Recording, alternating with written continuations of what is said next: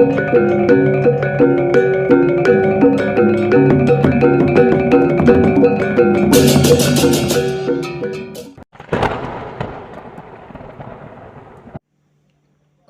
Swastiastu, jumpa kembali dengan saya Juru Mangku Pemayun Braban. Sangat senang bisa menjumpai rekan-rekan sekalian, khususnya umat sedharma dimanapun berada di seluruh Nusantara. Semoga selalu dalam keadaan sehat dan tidak kekurangan suatu apapun. Kali ini saya akan membahas sebuah hari raya suci, yaitu Hari Raya Galungan. Hari Raya Galungan adalah hari raya yang sangat suci dan keramat bagi umat Hindu, khususnya umat Hindu Bali, karena pada hari Galungan ini dirayakan sebagai momentum kemenangan Dharma melawan Adharma. Sebelum lanjut, saya akan membahas terlebih dahulu latar belakang atau sejarah Hari Raya Galungan. Hari Raya Galungan dan Kuningan dilatar belakangi oleh kisah seorang raja pada zaman dahulu, yaitu Prabu Maya Denawa. Ia adalah seorang raja yang sangat kejam dan bengis, sehingga rakyatnya merasa takut. Karena kesaktiannya itulah, ia menganggap dirinya tidak terkalahkan oleh siapapun, termasuk para dewata penghuni surga. Dan dia menganggap dirinya dewa yang wajib disembah. Oleh karena kesaktiannya, ia dapat menguasai Bali secara keseluruhan, bahkan meluas sampai ke Lombok, Sumbawa, Bugis, dan Blambangan. Dengan mudah, Maya Denawa tidak memperbolehkan rakyatnya memuja para dewa selain memuja dirinya.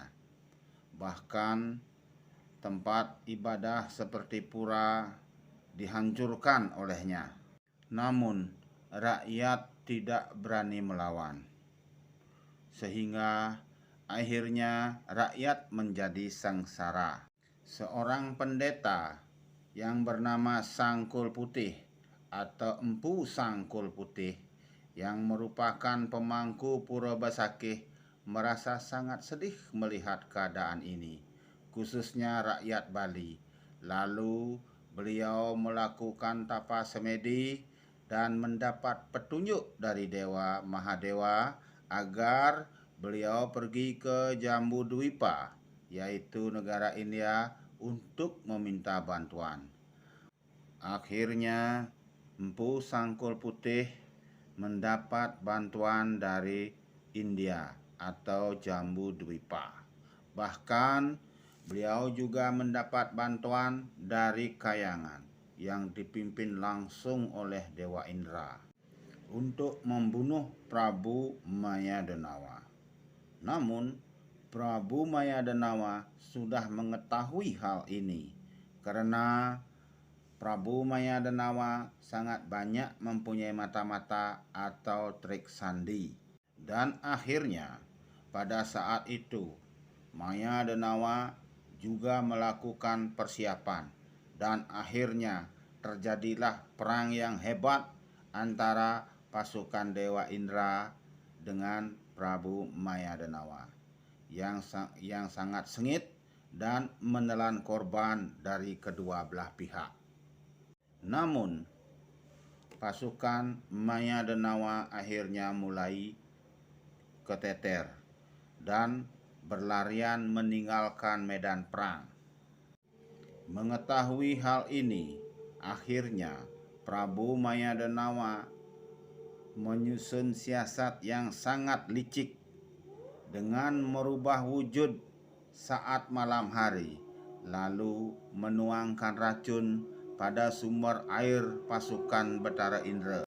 Agar tidak ketahuan, ia melakukan melangkah miring menggunakan kedua telapak kakinya yang dimiringkan, sehingga sekarang tempat tersebut namanya Tampak Siring.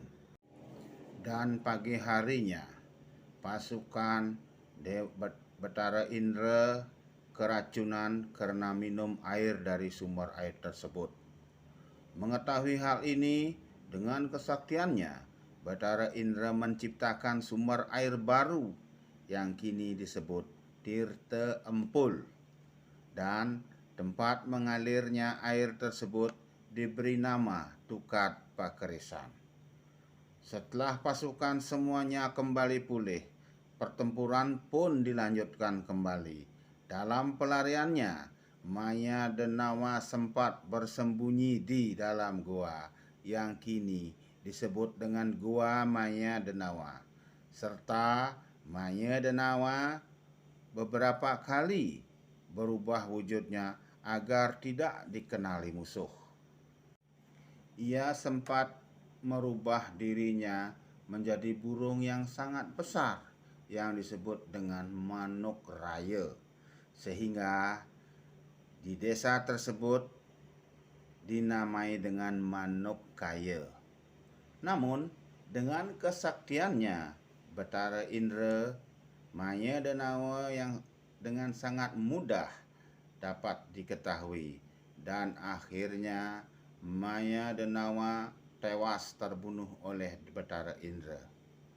Darah yang mengalir dari mayat Maya Denawa membentuk sebuah aliran sungai yang kini disebut Sungai Petanu. Maya Denawa memberi kutukan pada Sungai Petanu itu. Barang siapa yang menggunakan air sungai tersebut untuk mengairi sawah, padi akan cepat tumbuh subur. Namun saat dipanen, padi akan mengeluarkan darah dan berbau. Namun kutukan tersebut hanya berlaku 1000 tahun, dan kini kutukan tersebut berakhir. Atas kemenangan Betara Indra melawan Maya Denawa tersebut disimbolkan menjadi kemenangan Dharma melawan Adharma, atau kemenangan kebaikan melawan kejahatan. Hari Raya Galungan menurut kalender Bali jatuh setiap 6 bulan sekali, tepatnya pada hari Buddha Kliwon Dungulan. Makna daripada Hari Raya Galungan adalah merupakan hari kemenangan Dharma atau kebenaran melawan adharma atau ketidakbenaran. Hari Raya Galungan juga menjadi hari di mana umat Hindu memperingati terciptanya alam semesta beserta isinya. Galungan juga dirayakan sebagai ucap syukur kepada Ida Sang Hyang Widiwasa. Berdirinya penjor di setiap rumah umat Hindu adalah bentuk syukur kepada Dewa Mahadewa. Inti daripada perayaan Galungan adalah menyatukan kekuatan agar memperoleh pikiran dan pendirian yang terang. Bersatunya rohani dan pikiran yang terang adalah wujud Dharma di dalam diri. Sedangkan pikiran yang kacau atau buruk adalah wujud dari adharma. Intinya, kita harus bisa mengendalikan hawa nafsu, ya terutama yang mengganggu ketentraman batin. Di Hari Raya Galungan, umat Hindu juga percaya bahwa roh leluhur kita pulang ke rumah, sehingga harus disambut dengan doa dan persembahan. Menurut Lontar Purana Bali Dwipa, Galungan pertama kali dirayakan pada hari Purnama Kapat Buddha Kliwon Dunggulan di tahun 882 Masehi atau di tahun Saka 804 tanggal 15.